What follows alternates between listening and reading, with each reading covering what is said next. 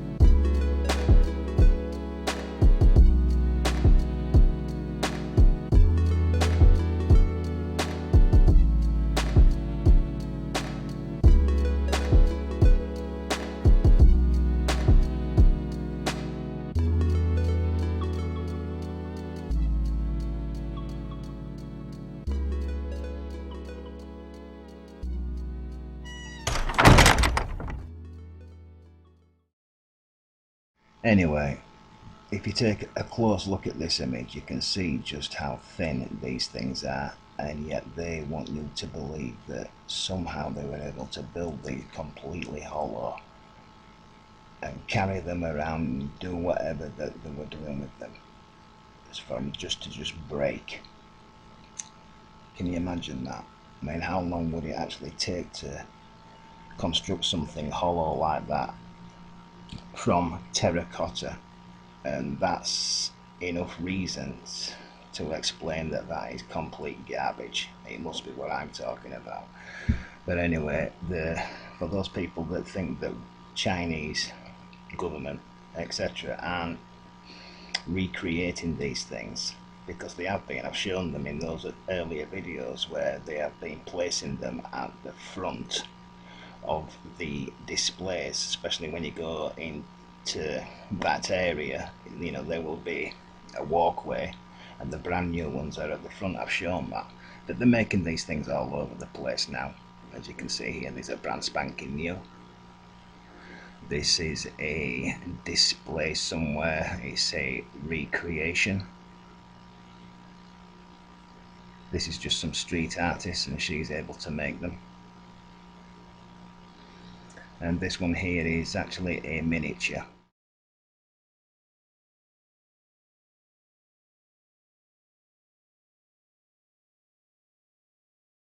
I hope you was able to take something from that, and seeing as we are in China here, looking at where they are calling a pyramid the Chinese Emperor Tomb, I'm going to cover what I have put forth maybe once or twice, and it's to do with what most pyramids are across the world, specifically the ones in China. I have proposed this because this is a proposal, a guess of what I think most of what these sites are in China. Is going to be the final time that I ever cover this information here.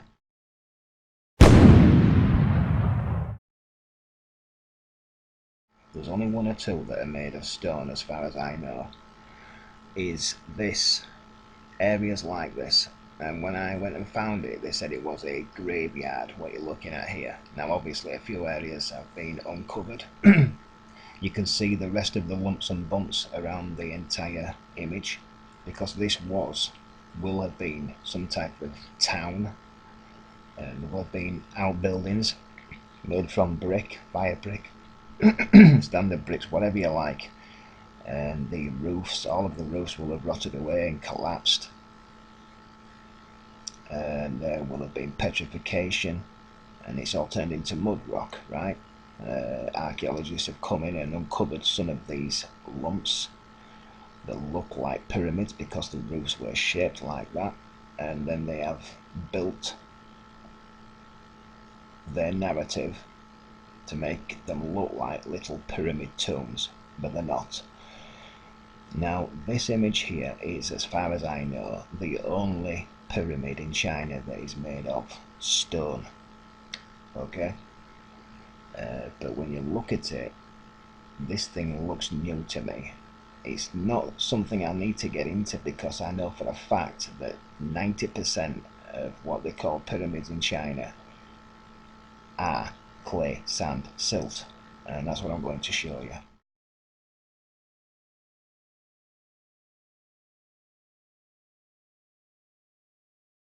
And this is how most of the buildings in China have always been made, still make them like this today. And if you can imagine, these things were all covered in India as well with superheated ash around the time of the flood. So all these structures will have been filled in during the flood with silt, mud, ash, sand, and then covered the entire top, because most of them are buried in about, let's say 3 to 6 meters of covering over the top, and then when they dig down into them, it's all saturated petrified wood and then clay, right, all through the structure. And you can see the shapes of these roofs, which I'm calling, which are the pyramid shapes, because not all of them are perfect shapes either of a pyramid.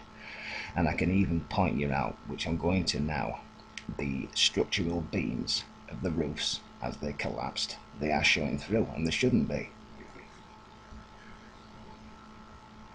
Like this image here is extremely damning, and this was in Excavation, I don't know when, but if anybody here is into construction, if you can imagine a square building like the one I've just shown you, when I first presented the first video on this, when I put this idea forth, I said that this was the foundation, because I also showed a side-by-side picture of foundations which was in this shape with a circular centre, but I now think that it's the roof, right? It's the main structural support beams which have fallen down flat.